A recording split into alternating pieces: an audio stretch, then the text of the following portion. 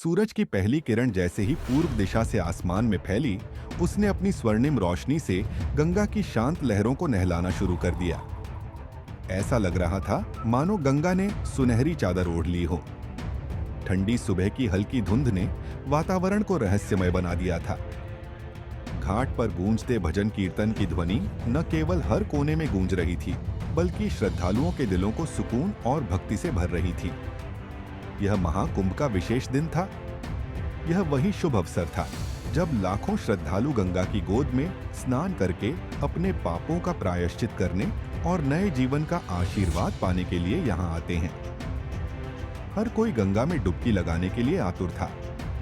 कुछ लोग अपनी झोली भरने के लिए फूलों की माला और दीप लेकर आए थे, तो कुछ अपने परिवार की कुशलता के लिए प्रार्थना करने। गंगा के किनारे का दृश्य किसी चमत्कार से कम नहीं था। साधु संतों की टोलियां, सफेद और भगवा वस्त्रों में लिपटे नागा बाबाओं के झुंड, माथे पर भस्म लगाए हुए तपस्वी और चारों दिशाओं से आए तीर्थयात्रियों का विशाल जमावड़ा देखकर ऐसा प्रतीत हो रहा था जैसे यह पृथ्वी नहीं, बल्कि स्वयं स्वर्ग का द्वार हो। चारों तरफ त्रिशूल, डमरू और शंख की गूंज ने माहौल को दिव्यता से भर दिया था। गंगा के किनारे हर कदम पर अलग अलग कहानियां बिखरी हुई थीं। कोई अपनी मन्नतें पूरी होने पर धन्यवाद अर्पित कर रहा था, तो कोई जीवन के दुखों को गंगा की लहरों में बहा देने की उम्मीद लिए खड़ा था। साधु और योगियों के बीच कोई तपस्या में लीन था, तो कोई श्रद्धालुओं को उपदेश दे रहा था। घाट पर बने छोटे छोटे मंदिरों से निकलती घंटियों की मधुर ध्वनि इस पूरे वातावरण को और भी पवित्र बना रही थी। अब कहानी में आगे बढ़ने से पहले, अगर आप भी भगवान शिव और मां गंगा के सच्चे भक्त हैं, तो इस पवित्र अवसर का हिस्सा बनने के लिए इस वीडियो को लाइक करें और कमेंट बॉक्स में हर हर महादेव लिखें। इसी दिव्यता और भीड़ के बीच एक खास व्यक्ति की उपस्थिति ने सबका ध्यान अपनी ओर खींचा। उसकी आंखों में असीम गहराई और चेहरे पर रहस्यमयी मुस्कान थी। उसने सफेद वस्त्र धारण कर रखे थे और उसकी ओर देखते ही ऐसा लगता था कि वह कोई साधारण व्यक्ति नहीं है। उसकी चाल, उसके हाव भाव और उसकी उपस्थिति ने हर किसी को चकित कर दिया था। लोग आपस में चर्चा करने लगे, यह कौन हो सकता है? क्या यह कोई महान संत है या फिर कोई दिव्य आत्मा जो हमें आशीर्वाद देने आई है? यह व्यक्ति घाट पर खड़ा था, गंगा की लहरों को निहारते हुए, जैसे वह किसी गहरे चिंतन में हो। उसकी मौजूदगी ने सभी को यह सोचने पर मजबूर कर दिया कि उसके पास जरूर कोई विशेष कहानी छिपी हुई है। आइए इस कहानी को आगे बढ़ाते हैं। क्या यह व्यक्ति किसी दिव्य उद्देश्य से आया था, या वह गंगा के इस पवित्र पर्व का हिस्सा बनने के लिए यहाँ मौजूद था? उसके रहस्यमय व्यक्तित्व के पीछे क्या राज छिपा था? गंगा किनारे के इस अद्भुत माहौल में यह कहानी और भी रोचक होने वाली है। बने रहिए और इस दिव्यता का आनंद लीजिए। अघोरी साधु भैरवनाथ का व्यक्तित्व किसी रहस्य से कम नहीं था। वह गेरुए वस्त्रों में नहीं, बल्कि राख से सने हुए थे। उनका शरीर मानो किसी अनजानी साधना की कहानी सुना रहा था। उनके लंबे बाल जटाओं में उलझे हुए थे और चेहरा इतना गहरा और गंभीर कि एक नजर में ही दिल में एक अद्भुत श्रद्धा और भय उत्पन्न कर देता था। उनकी आंखें किसी साधारण इंसान की नहीं लगती थीं। वे इतनी तीव्र और गहरी थीं, मानो वह हर किसी के मन की परतों को पढ़ सकती हों। उनके गले में नरमुंड की माला लटक रही थी, जो उनके अघोरी स्वरूप को और भी रहस्यमय बना रही थी। उनके हाथ में एक विशाल त्रिशूल था, जो उनकी शक्ति और तपस्या का प्रतीक था। घाट पर मौजूद लोगों की भीड़ उनके चारों ओर इकट्ठा हो गई थी। कुछ श्रद्धालु उनके चरण स्पर्श कर रहे थे, तो कुछ उनकी उपस्थिति मात्र से भयभीत होकर दूर खड़े थे। उनके व्यक्तित्व में एक अद्भुत सम्मोहन था, जो किसी को भी उनकी ओर आकर्षित कर लेता था। भैरवनाथ ने धीरे धीरे गंगा की ओर कदम बढ़ाए। उनकी हर हरकत में एक अलौकिक शांति और स्थिरता थी। ऐसा लगता था जैसे समय थम गया हो और केवल भैरवनाथ की उपस्थिति ही उस पल को जीवंत बना रही हो। जब उन्होंने गंगा के पवित्र जल में प्रवेश किया, तो वातावरण में एक अलग ही ऊर्जा का संचार हो गया। उन्होंने अपनी आंखें बंद की और ध्यानमग्न होकर गंगा में डुबकी लगाई। जैसे ही उनका शरीर जल में समाया, ऐसा प्रतीत हुआ मानो गंगा की लहरें स्वयं उन्हें स्वीकार कर रही हों। पानी की हलचल भी शांत हो गई थी, मानो वह साधु को अपनी गोद में समेट रही हो। उनके चारों ओर खड़े श्रद्धालु इस अद्भुत दृश्य को देख अभिभूत हो गए। अचानक हर दिशा से हर हर महादेव के जयघोष की गूंज उठने लगी। श्रद्धालु उनकी इस तपस्वी साधना को देखकर अपने भीतर की आस्था को और गहरा महसूस करने लगे। लेकिन इसी दिव्य और शांतिपूर्ण माहौल में एक अप्रत्याशित घटना घटी। घाट पर अचानक पुलिस का एक बड़ा दल पहुंच गया। सिपाहियों की वर्दियां, गाड़ियों के सायरन और उनकी चहल पहल ने माहौल को गंभीर बना दिया। लोगों के बीच खलबली मच गई। जो श्रद्धालु भैरवनाथ की उपासना में लीन थे, वे अब सिपाहियों को देखने लगे। पुलिस अधिकारियों का चेहरा गंभीर था और उनकी चाल में दृढ़ता। भीड़ के बीच धीरे धीरे कानाफूसी शुरू हो गई। पुलिस यहां क्यों आई है? क्या किसी ने कोई अपराध किया है, या फिर यह साधु के बारे में है? पुलिस दल धीरे धीरे घाट की ओर बढ़ रहा था और सभी की निगाहें अब भैरवनाथ पर टिकी हुई थीं। साधु ने भी अपनी ध्यानस्थ अवस्था से आंखें खोली और अपनी गहरी शांत नजरों से पुलिस की ओर देखा। ऐसा लगा जैसे उन्हें इस स्थिति का पहले से ही आभास था। अब सवाल यह उठता है, क्या पुलिस भैरवनाथ के पीछे आई थी? क्या उनके रहस्यमय व्यक्तित्व से कोई ऐसा सच जुड़ा था जिसे वे छिपा रहे थे, या फिर यह किसी और घटना का परिणाम था? आगे की कहानी इस रहस्य को और गहराई से उजागर करेगी। कौन थे भैरवनाथ, और पुलिस का आगमन इस शांत माहौल में कौन सा तूफान लाने वाला था? बने रहिए, क्योंकि यह कथा अब और भी रोचक मोड़ लेने वाली है। पुलिस के आगमन से घाट का माहौल पूरी तरह बदल चुका था। जो श्रद्धालु कुछ देर पहले हर हर महादेव के जयघोष में लीन थे, वे अब भय और असमंजस से घिर गए। भीड़ ने धीरे धीरे पीछे हटना शुरू कर दिया, लेकिन भैरवनाथ वहीं शांत खड़े रहे। ऐसा प्रतीत हो रहा था जैसे उन्हें इस स्थिति का पहले से आभास था।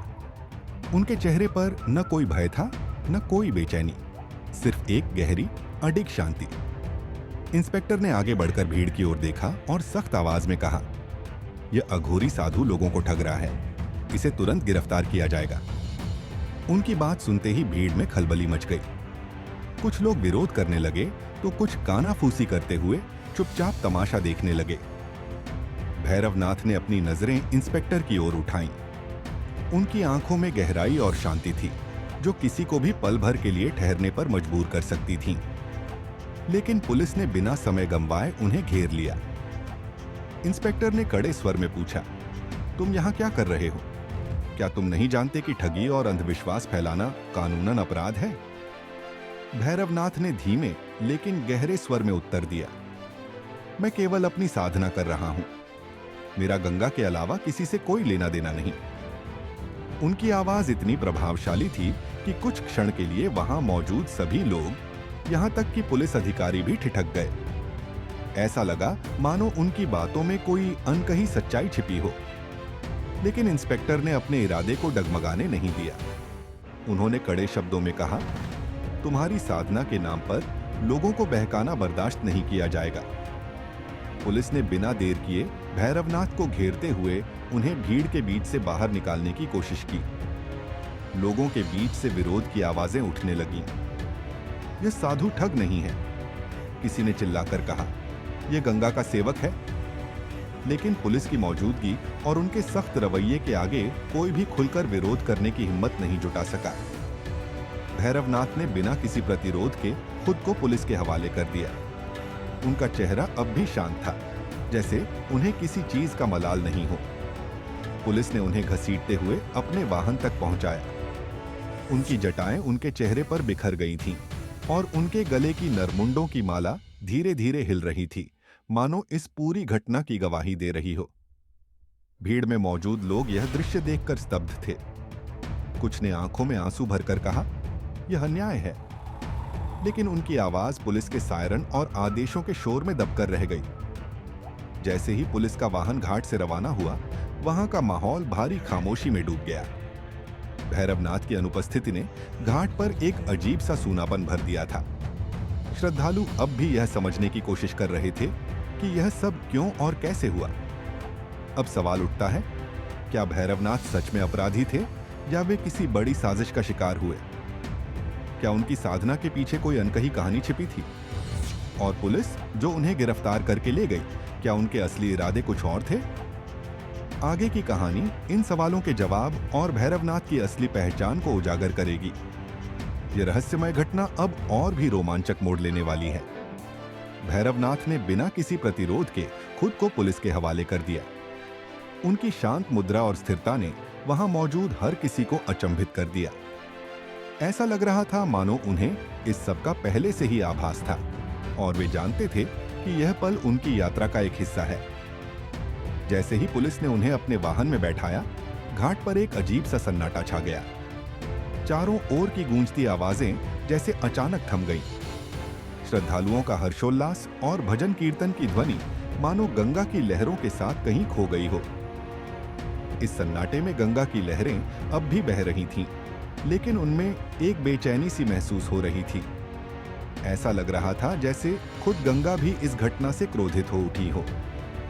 भीड़ के बीच खड़े कुछ बुजुर्गों ने फुसफुसाते हुए कहा, यह कोई साधारण साधु नहीं है। इसकी आंखों में जो तेज है वह किसी सामान्य व्यक्ति में नहीं हो सकता।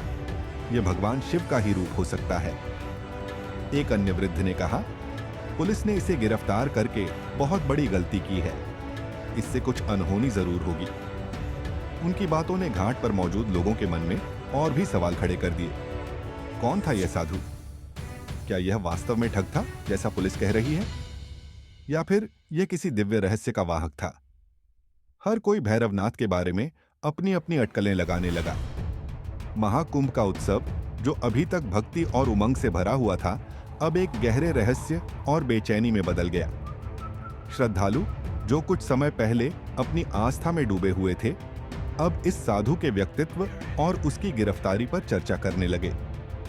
जैसे ही पुलिस का वाहन भैरवनाथ को लेकर घाट से दूर चला गया, श्रद्धालुओं की नजरें उस गाड़ी के पीछे पीछे जाती रहीं। ऐसा लग रहा था जैसे गंगा की लहरें भी वाहन के साथ बहने लगी हों। उनकी गति में एक अजीब सी व्यग्रता थी, जैसे वे कुछ कहना चाह रही हों। ऐसा प्रतीत हो रहा था जैसे खुद गंगा भी यह समझाने की कोशिश कर रही हो कि जो हुआ वह गलत है। घाट पर मौजूद लोगों के दिलों में कई सवाल थे, लेकिन उनके पास कोई जवाब नहीं था। उनकी निगाहें अब भी गंगा की ओर थीं, मानो उससे ही इस रहस्य का उत्तर पाने की उम्मीद कर रही हो। यह घटना महाकुंभ के पूरे माहौल को बदल चुकी थी। लोग अब अपने भीतर एक अजीब सी बेचैनी और रहस्य का अनुभव कर रहे थे। जो साधु उनके लिए श्रद्धा और रहस्य का प्रतीक था, वह अब किसी विवाद और प्रश्न चिन्ह में बदल चुका था। आखिरकार सवाल यही था, कौन था भैरवनाथ? क्या वह सचमुच एक ठग था, जैसा कि पुलिस का दावा था, या वह किसी गहरे और दिव्य उद्देश्य के साथ यहां आया था? गाड़ी के साथ दूर जाती उनकी छवि ने हर किसी के मन में यह सवाल छोड़ दिया। गंगा की लहरों की गति अब भी तेज हो रही थी। उनका हर हिलना और बहना मानो इस कहानी का एक नया अध्याय लिख रहा था। यह कहानी यहीं खत्म नहीं हुई थी, बल्कि यह तो बस एक शुरुआत थी कि भैरवनाथ ने उसे अमृत का वादा किया था, लेकिन बदले में उसकी सारी जमीन और संपत्ति मांग ली। इन सभी आरोपों के आधार पर ही इंस्पेक्टर राठौड़ ने तुरंत कार्रवाई का आदेश दिया था। अब गाड़ी में बैठे हुए इंस्पेक्टर के दिमाग में इन शिकायतों की तस्वीरें बार बार घूम रही थीं, लेकिन उनके सामने बैठा साधु भैरवनाथ उन आरोपों से बिल्कुल अलग प्रतीत हो रहा था। उनकी शांति, उनके हाव भाव और उनकी रहस्यमयी उपस्थिति ने इंस्पेक्टर को भी भ्रमित कर दिया था। राठौड़ ने अपना स्वर और सख्त करते हुए कहा, तुम्हारी यह चुप्पी तुम्हारे अपराध को साबित करती है। सच सच बता दो, नहीं तो हमें सख्त कदम उठाने पड़ेंगे। भैरवनाथ ने धीरे से अपनी आंखें खोलीं। उनकी नजरों में एक ऐसी गहराई थी मानो वे इंस्पेक्टर की आत्मा तक देख सकते हों। उनकी शांत आवाज गाड़ी के सन्नाटे को भंग करते हुए गूंजी। सच वह नहीं है जो तुम्हें बताया गया है। तुमने जो सुना वह भ्रम है, और भ्रम के आधार पर तुमने निर्णय कर लिया। लेकिन याद रखना, सत्य को समझने के लिए धैर्य चाहिए। उनकी बात सुनकर राठौड़ क्षण भर के लिए चुप हो गए। साधु की बातों में एक विचित्र आकर्षण था। यह पहली बार था जब उन्होंने किसी आरोपी को इतना शांत और दृढ़ देखा था, लेकिन वह अपनी ड्यूटी भूलने वाले नहीं थे। उन्होंने भैरवनाथ को घूरते हुए कहा, अगर तुम निर्दोष हो तो यह साबित करो। लोगों की शिकायतें झूठी कैसे हो सकती हैं? भैरवनाथ ने एक हल्की मुस्कान के साथ जवाब दिया, सत्य और असत्य के बीच का फर्क हमेशा स्पष्ट नहीं होता। जो दिखाई देता है वही सच नहीं होता। कभी कभी जो तुम्हारी आंखें देखती हैं वह माया होती है, और माया के पीछे का सत्य समझने के लिए समय चाहिए। राठौड़ उनकी बातों से और चिढ़ गए। उन्होंने गुस्से में कहा, तुम्हारी यह पहेलियां और साधु की भूमिका मेरे सामने नहीं चलेगी। मैं यह पता लगाकर रहूंगा कि तुमने कितने लोगों को ठगा है। भैरवनाथ ने कोई जवाब नहीं दिया। उन्होंने फिर से अपनी आंखें बंद कर लीं, मानो पूरी दुनिया से कटकर अपने किसी ध्यान में लीन हो गए हों। उनका यह रवैया राठौड़ के लिए और भी असहनीय हो रहा था। गाड़ी अब जेल के करीब पहुंच रही थी। राठौड़ के मन में भैरवनाथ को लेकर उथल पुथल मची हुई थी। उन्होंने जितना सुना था वह इस साधु के व्यक्तित्व से मेल नहीं खा रहा था। एक तरफ वह शिकायतकर्ताओं की बातों को सच मानते थे, तो दूसरी तरफ यह साधु किसी गहरे रहस्य का वाहक प्रतीत हो रहा था। जैसे ही गाड़ी जेल के गेट पर रुकी, राठौड़ ने गहरी सांस ली। यह मामला जितना सरल लग रहा था उतना था नहीं। उनकी भूमिका अब सिर्फ एक पुलिस अधिकारी की नहीं थी, बल्कि एक ऐसे सत्य की खोज करने वाले की थी जिसे समझने के लिए उन्हें अपने नजरिए को बदलना होगा। लेकिन सवाल यह था, क्या भैरवनाथ सचमुच अपराधी थे, या वे किसी ऐसे सत्य के संरक्षक थे जिसे समझना हर किसी के बस की बात नहीं थी? यह चुप्पी, यह रहस्य और यह साधु, इन सब के पीछे क्या छिपा था? जैसे ही भैरवनाथ को गाड़ी से बाहर निकाला गया, जेल के गेट के ऊपर उड़ते पक्षी एक पल के लिए ठहर गए। गंगा की लहरों की गूंज अब भी इंस्पेक्टर राठौड़ के कानों में गूंज रही थी, जैसे कोई अदृश्य चेतावनी दे रही हो। आगे की कहानी में यह रहस्य और गहराएगा। क्या यह साधु सचमुच निर्दोष है, या उसके व्यक्तित्व के पीछे छिपे रहस्य से कोई बड़ा सच उजागर होने वाला है? साधु भैरवनाथ को मुख्य काल कोठरी में डालने के बाद जेल का माहौल असामान्य हो गया। कोठरी की दीवारें ठंड और अंधेरे से सिहर रही थीं। मोटी लोहे की सलाखें और दीवारों पर जमी हुई काई उस जगह की जर्जर हालत का प्रमाण दे रही थीं। लेकिन भैरवनाथ को इन परिस्थितियों से कोई फर्क नहीं पड़ रहा था। उन्होंने कोठरी के अंदर कदम रखते ही अपनी आंखें बंद कर लीं और एक कोने में ध्यानमग्न होकर बैठ गए। उनके इस शांत और अडोल स्वभाव ने वहां मौजूद सभी कैदियों और पुलिसकर्मियों को बेचैन कर दिया। जेल के अन्य कैदी कोठरी के बाहर से उन्हें टकटकी लगाए देख रहे थे। कुछ के चेहरे पर डर था तो कुछ की आंखों में जिज्ञासा। एक कैदी ने धीमी आवाज में कहा, यह अघोरी है, इनके पास अलौकिक शक्तियां होती हैं, कहीं यह हमारे लिए मुसीबत न बन जाए। दूसरा कैदी भी डरते हुए बोला, मुझे तो यह आदमी साधारण नहीं लगता। इसकी आंखों में कुछ ऐसा है जो अंदर तक झकझोर देता है। यह आदमी जेल में क्यों है? इन फुसफुसाहटों के बीच इंस्पेक्टर राठौड़ अपने अधीनस्थों के साथ अपनी कुर्सी पर बैठकर गहरी सोच में डूबे हुए थे। भैरवनाथ के रहस्यमय व्यक्तित्व ने उन्हें असमंजस में डाल दिया था। उन्होंने जो शिकायतें सुनी थीं, उनके मुताबिक भैरवनाथ ठगी और धोखाधड़ी का मास्टरमाइंड था। लेकिन जब उन्होंने उसे देखा तो वह शिकायतों के बिल्कुल उलट शांत, संयमित और रहस्यमयी प्रतीत हुआ। राठौड़ ने अपने अधीनस्थों से सख्त लहजे में कहा, मुझे इस आदमी का सच उगलवाना है। यह साधारण ठग नहीं लगता। यह जिस तरह का व्यक्ति है वह या तो बहुत बड़ा धोखेबाज है या फिर इसके पीछे कोई और बड़ा रहस्य छिपा है। मुझे इसकी असलियत तक पहुंचना ही होगा। पुलिस स्टेशन के अधिकारी भी भैरवनाथ को लेकर आपस में बातें कर रहे थे। एक जूनियर सिपाही ने कहा, सर, यह आदमी अजीब सा है। जब से इसे लाए हैं यह ना तो कुछ बोला है और न ही किसी से कोई विरोध किया है, लेकिन इसकी शांति डरावनी है। राठौड़ ने उस सिपाही की बात सुनकर भैरवनाथ की कोठरी की ओर देखा। साधु अभी भी आंखें बंद किए ध्यान की अवस्था में बैठे हुए थे। राठौड़ को अब तक कई अपराधियों से निपटना पड़ा था, लेकिन ऐसा व्यक्ति उन्होंने पहले कभी नहीं देखा था। उन्होंने कोठरी के पास जाकर साधु से कहा, तुम्हें लगता है कि तुम्हारी चुप्पी से हम कुछ नहीं कर पाएंगे? तुम जो भी हो, तुम्हारा सच बाहर आएगा। सच सच बताओ कि तुमने कितने लोगों को ठगा है और क्यों। भैरवनाथ ने अपनी आंखें खोली और धीमे स्वर में कहा, जो दिखता है वह हमेशा सत्य नहीं होता, और जो सत्य है उसे समझने के लिए समय चाहिए। तुम्हारी दुनिया का सत्य और मेरा सत्य अलग है। राठौड़ इस जवाब से चिढ़ गए। उन्होंने कठोर आवाज में कहा, यह पहेलियां छोड़ो और सीधे सीधे जवाब दो। तुमने उन तीर्थयात्रियों से पैसे क्यों लिए? क्या तुमने वाकई उन्हें धोखा दिया? भैरवनाथ ने हल्की मुस्कान के साथ कहा, धोखा? जो लोग अपने विश्वास के बदले कुछ देते हैं वह धोखा कैसे हुआ? लेकिन तुम इसे समझोगे नहीं। तुम्हारी दुनिया कानून की है और मेरी साधना की। हम दोनों की राहें अलग हैं। राठौड़ ने गुस्से में अपने अधीनस्थों को आदेश दिया, इसे चुप मत रहने दो, इसके पास से हर जानकारी निकालो।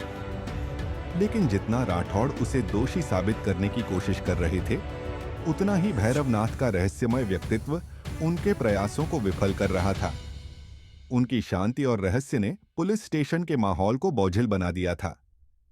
अब सवाल यह था कि क्या इंस्पेक्टर राठौड़ भैरवनाथ के रहस्य को उजागर कर पाएंगे, या यह साधु अपने साथ कोई ऐसा राज लेकर आया है जिसे समझना हर किसी के लिए मुमकिन नहीं। जेल की दीवारें अब उस सत्य की गवाह बनने जा रही थीं, जो वहां मौजूद हर व्यक्ति की जिंदगी को बदल सकता था।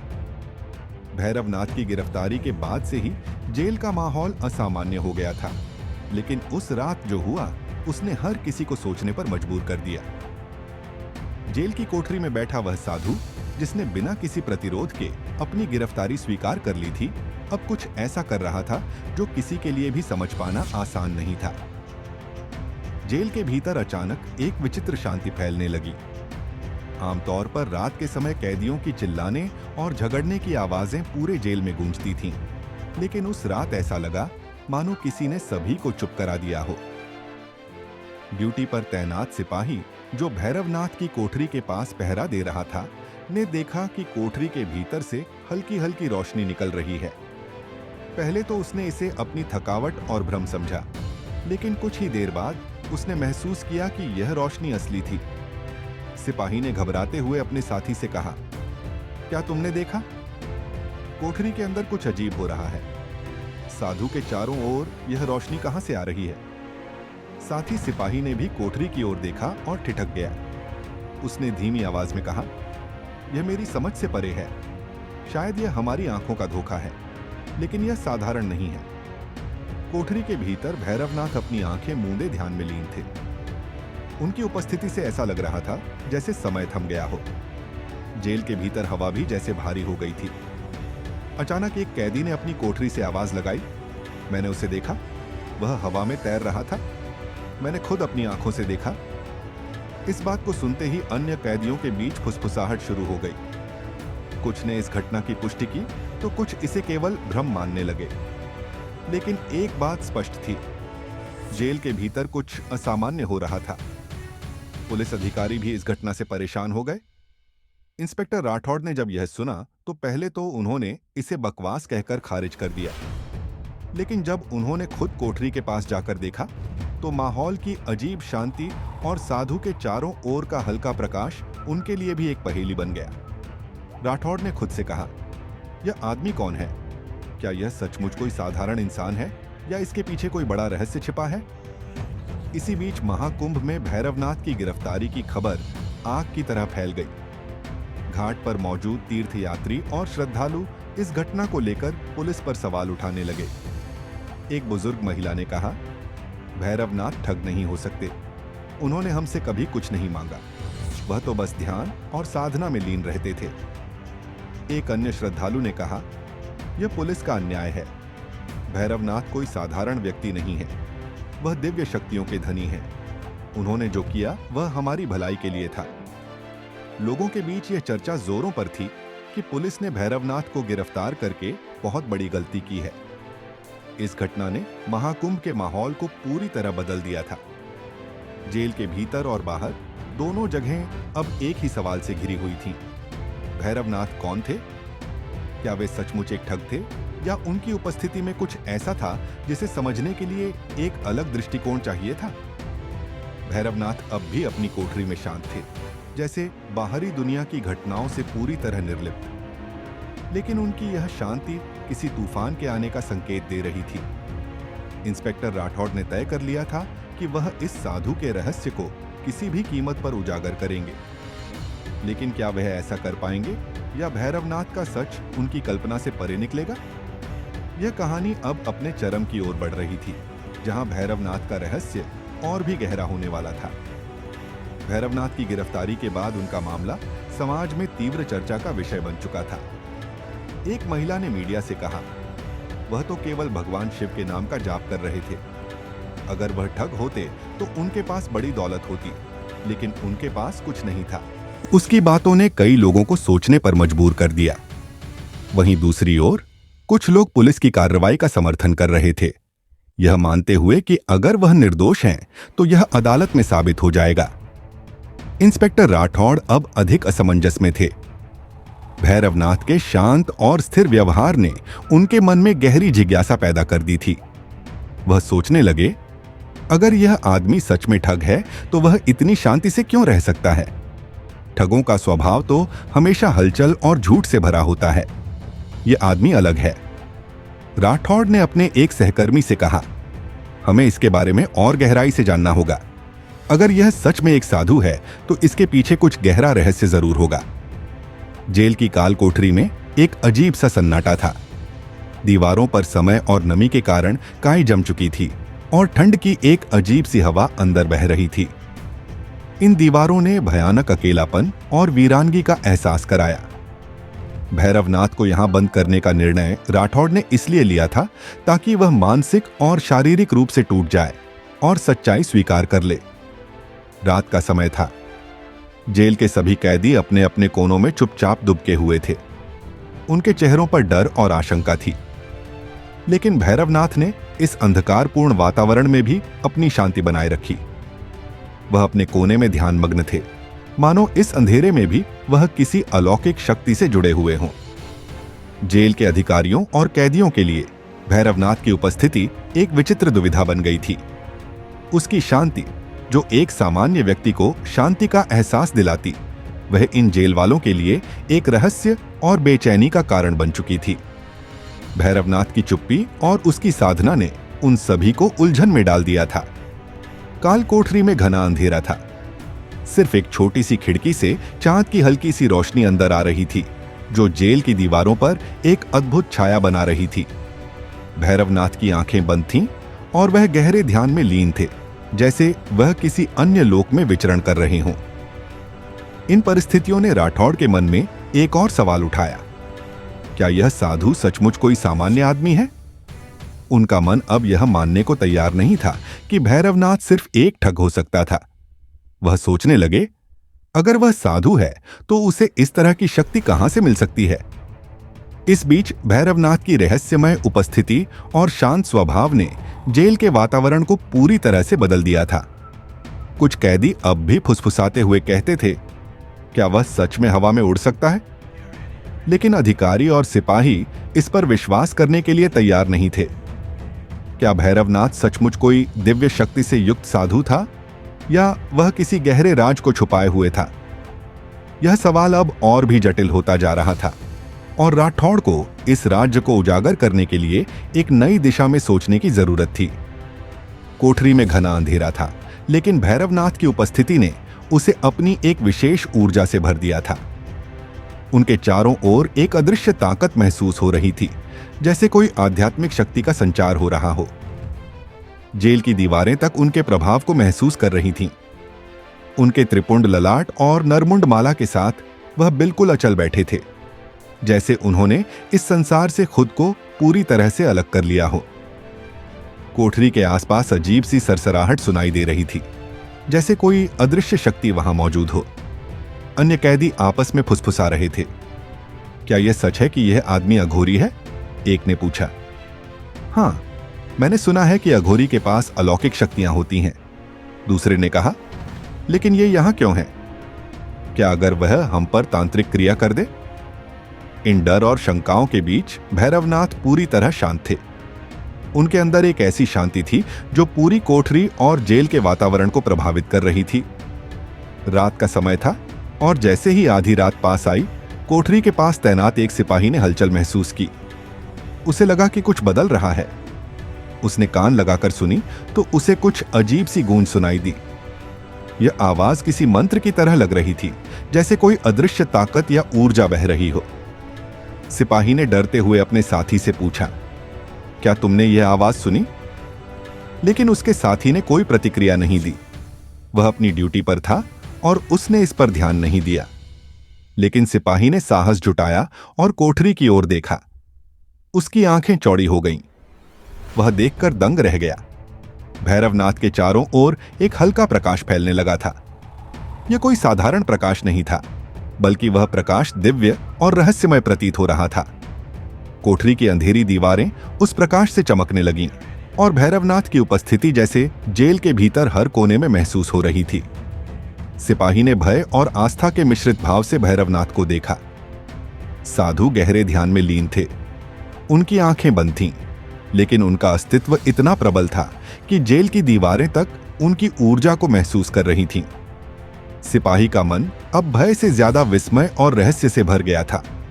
उसने सोचा, क्या यह साधु वास्तव में कोई साधारण इंसान नहीं है?